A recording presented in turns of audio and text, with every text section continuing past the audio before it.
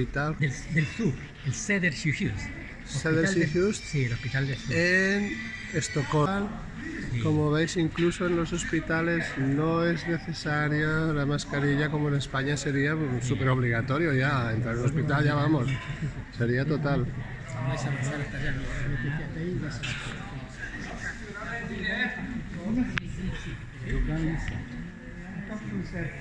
La entrada, aquí la tenemos.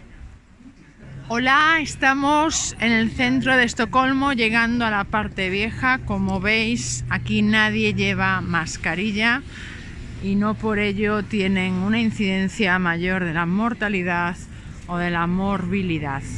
Por tanto, es importante analizar esta situación y ver que esto no son políticas que de forma unánime están siendo decididas. Quiero decir, la comunidad científica y la comunidad médica, a pesar de lo que se muestra, no está toda consensuada. Ya veis aquí un restaurante, allí. Por tanto, la vida está transcurriendo en condiciones normales. Alguna restricción, eventos públicos masivos, pero poco más. Gracias. Libertad para respirar, libertad para moverse, libertad para trabajar. Desde Estocolmo pedimos esto a todos los países del mundo, especialmente a España. Gracias.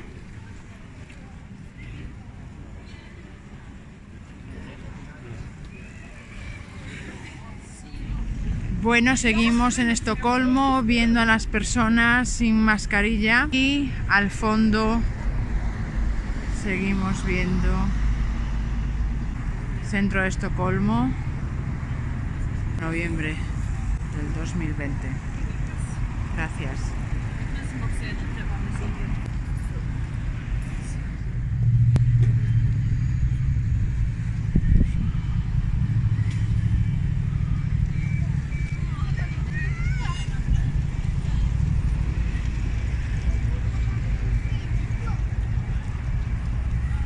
Bueno, pues ya lo veis.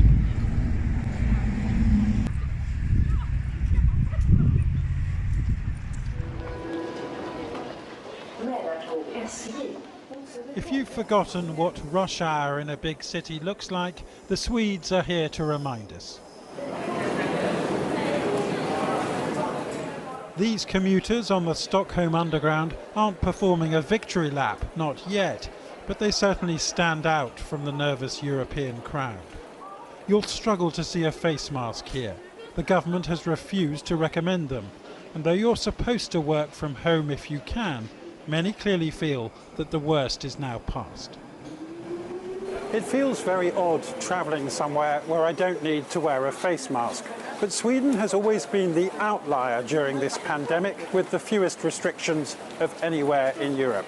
And the question remains, will the Swedes in the long run be proved right or wrong? Cafes, restaurants and shops never shut here. Instead, Swedes did what they were told on social distancing and good hygiene. It's not a rising in the capital aren't surging the way they are in the UK. Sweden's death rate stands at 57 per 100,000 people, compared with the UK's at 63. But look at the last 2 weeks of COVID cases. Sweden, though smaller, has had remarkably fewer than the UK's second wave.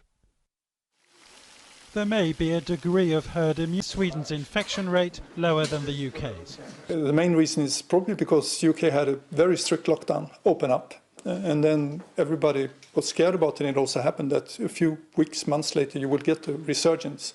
Sweden, we kept the same actions in place the whole time, the same recommendations, the same regulations, and people have adhered to them very well. The implication of what you're saying is that if the UK had followed Sweden, we would have fewer cases now. I think that's very difficult to know. Maybe not, and it's very difficult also to calculate because there's also many other differences between the countries, of course. Well, number 10 Downing Street has confirmed that you spoke to the Prime Minister by Zoom on Sunday with other experts. What did you tell him? No, I'm not going to comment anymore on that. But if I were Boris Johnson, what would you tell me about handling the UK? I would say, like we say to everybody else, you have to look at other countries, see what good things they did, what bad things they did, and try to learn from it. That unlike lockdowns elsewhere, theirs is a policy built to last. Quite brave of you to be, the only country in Europe doing it this way. Either brave or stupid.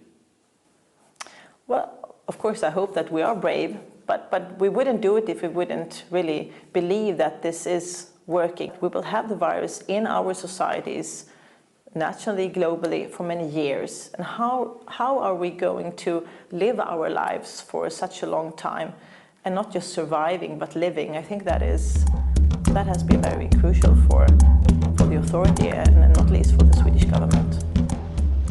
Her biggest worry is that Swedes will tire of following